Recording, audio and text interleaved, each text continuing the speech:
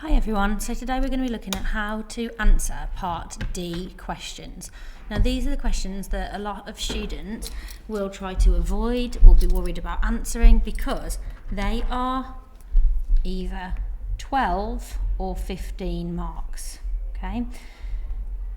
And if they are 15, it's because you get 3 marks for SPAG. Now, on each paper, there will be 2 that are 12 marks, there will be 2 which are 15 marks.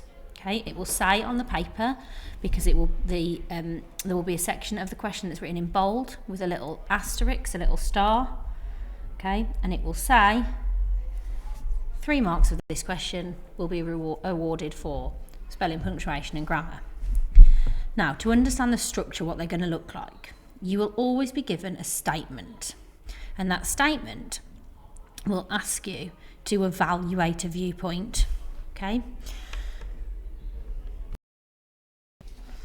so to show you what that will look like on an actual paper, you can see here, this is from Sikhism, from the Peace and Conflict module. So it says weapons of mass destruction should never be used.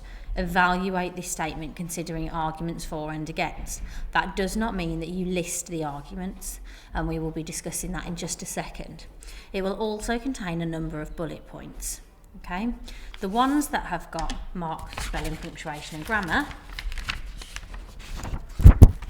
you will see it on the paper because it will say this. Above the question in bold, it will say in this question 3 of the marks awarded will be for your spelling, punctuation and grammar and your use of specialist terminology. That means that if it is a 15 mark question, the specialist terminology is referring to keywords. Okay, so thinking about how you can use your keywords throughout your answer to make sure that you are getting those marks. So for example, if it was a question about the importance of marriage in Christianity, then rather than saying that a couple are believed to come together with God, it would say that a sacred bond is formed. That would be specialist terminology. So you will always be asked to refer to Christian or Sikh. I'm just done Christian here because I will use an example from Christianity shortly. So it will always ask you to refer to Christian or Sikh teachings, depending on which paper it is. Refer to different Christian views. It will also ask you to refer to non-religious views. It might ask you to refer to philosophical arguments, and it will always ask you to reach a justified conclusion. Okay. So these ones here are the ones that are maybes. So it will always ask you to refer to teachings. It will sometimes ask you to refer to different Christian views. It will sometimes ask you to refer to non-religious views, which are humanist, sometimes refer to a philosophical or ethical argument. It will always ask you to reach a justified conclusion. Okay? You must read the bullet points. They are the ones that are going to get you the marks. If you do not cover all of the bullet points in a question, then you cannot get above half marks. So you have to make sure you're covering these bullet points. Okay. The way that these Part Ds are marked is you will be put in levels. So there is level 1, level 2, level 3, level 4. And what will happen is your examiner will read your whole answer and they will say, okay, I think this student is in a level 4, and that's 10 to 12 marks. And then they will say, have they met all of the criteria in that level? If so, it will be 12 marks. Have they met some of it? That's 11 marks. Or have they just met a few points of it, but not nearly enough? That would be 10 marks. So you will be put into a level, and then you will be put into a mark which relates to that, to where you are at within that level.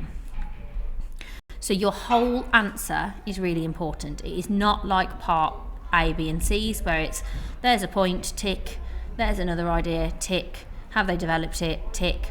Okay, it works very, very differently. Your whole answer is considered. So to get into those top bands, you need to be making sure of doing a few things. Okay, so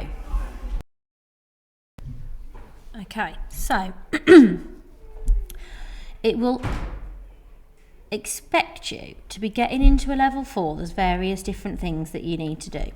So first of all, you need to appraise, which means you need to discuss the strengths and weaknesses of the arguments given. You also need to use logical chains of reasoning, so your ideas link to one another. Your chain of argument that runs throughout your answer is logical, it makes sense. You're not going off on a tangent, you're not saying anything that's irrelevant, you're not bringing in arguments that don't relate or don't make any sense. Okay, it needs to flow. Additionally, your conclusion is justified. So that means when you are justified in doing something, then that means that it is acceptable for you to do it. Okay? So when you are justified in a conclusion, that means the conclusion that you've come down to, it makes sense that you've reached that conclusion. You are justified in saying it. You have a right to say it, and that's because you've given evidence to link, to support that idea.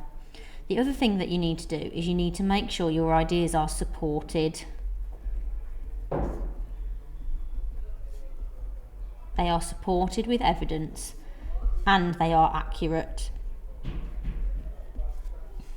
Okay.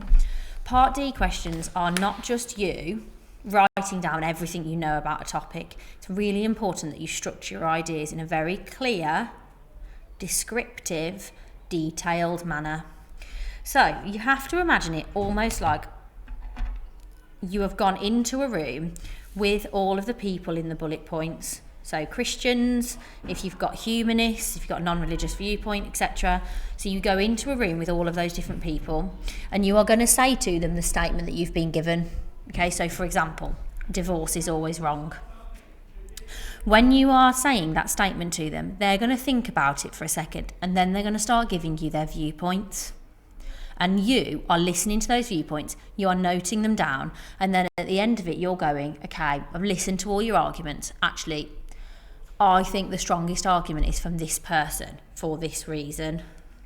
Okay, so the first view is one that you start with, and in this view all you're going to do when you approach this question is you are going to give that one idea.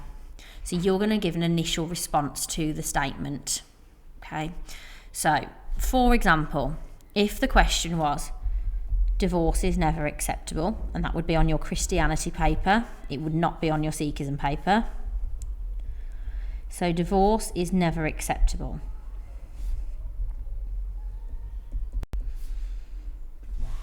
Okay, you're going to start with one initial view. You're going to give the viewpoint, the point, what is believed. Okay, because your points always answer what with your development always answering why, and that's covered a bit more in the part A, B and C videos that will be posted. So you're going to give a viewpoint, then you are going to give a quote in support of it. Okay, so this is how do you know that that's the belief. Then you're going to explain it. Okay, why is that important in relation to the question? So you're restructuring it as what, how and why. Okay, so for example, you might say in relation to this idea that divorce is never acceptable. Okay, so you might say the what, Catholics agree,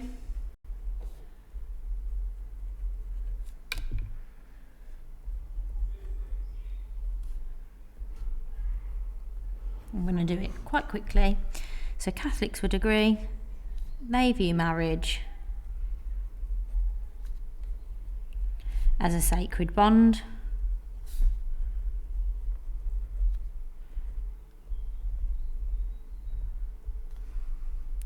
Then you're going to say how you know this, because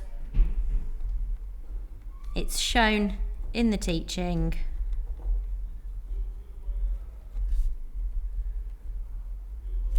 what God has joined,